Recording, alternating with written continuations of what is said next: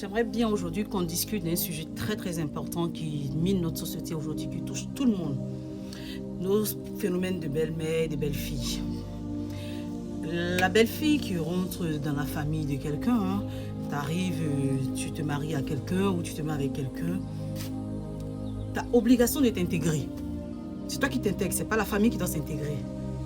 Est-ce que tu se comprends? Tu as obligation de t'intégrer. C'est quoi l'intégration?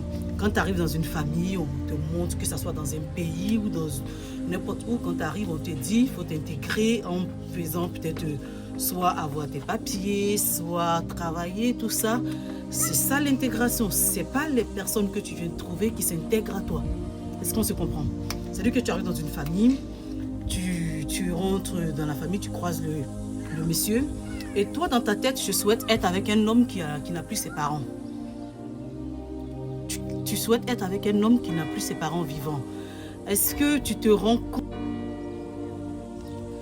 Toi, ton souhait, c'est de rencontrer un homme qui n'est plus ses parents, c'est-à-dire que papa et maman ne vivent plus. Est-ce que tu te rends compte du souhait que toi-même tu as dans ta tête, souhaiter de prendre quelqu'un qui n'a plus ses parents en vie? Si on essaie de faire le film dans le sens contraire, toi tu donnes naissance à un enfant. Ton enfant il grandit, il se fait une vie tranquille et il se met avec quelqu'un et le souhait de la personne c'est que toi tu ne sois plus en vie pour pouvoir profiter de ton enfant. C'est malsain. Sachez que vous pouvez rentrer dans une famille où il y a des complications. Hein. On ne dit pas que tout est nickel, quoi. Tu peux rentrer dans une famille où c'est difficile. Mais avec le temps, tu finis par te créer ta petite place. Tu ne t'imposes pas, mais tu te crées une petite place parce que tu avais trouvé la famille déjà, tout ça. On sait qu'on ne se marie pas à toute la famille, mais on s'intègre à la famille. C'est-à-dire que quand tu te maries à quelqu'un, tu t'intègres à la famille. C'est-à-dire que tu essayes de vivre avec les gens. C'est-à-dire que quand nous sommes des enfants de même famille, du même père, de la même mère, des fois même il y a des prises de tête, hein, pas pour dire que ça se passe super bien. Donc toi qui es une pièce rapportée et tu arrives, c'est toi qui veux t'imposer, quoi. Tu arrives, tu ne veux rien foutre, tu ne veux pas considérer la famille, tu ne veux pas considérer tes belles-sœurs, tout ça. C'est des sujets qu'on dit toutefois que c'est les belles-mères qui sont méchantes, tout ça. Mais les belles-mères ou les beaux-parents, ils ne sont pas méchants, ils sont protecteurs.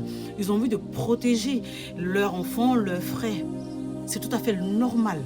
C'est-à-dire quand on voit notre frère ou notre sœur se mettre avec quelqu'un, on s'inquiète toujours. On se dit qu'il faudrait que la personne traite bien notre enfant, tout ça. Et c'est naturel, c'est normal. C'est-à-dire pour un parent, son enfant reste toujours bébé. Pour un parent, son enfant qu'il ait 50 ans, qu'il ait 60 ans, 100 ans, c'est son enfant.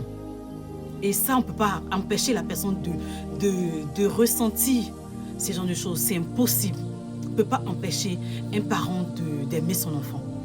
Donc je vous en supplie. Ce que je peux vous demander, c'est de juste montrer la valeur que vous aviez en vous. La valeur, c'est quoi? Votre valeur à vous, c'est de donner de l'amour. C'est-à-dire que vous ne pouvez pas vouloir recevoir quelque chose que vous ne donnez pas.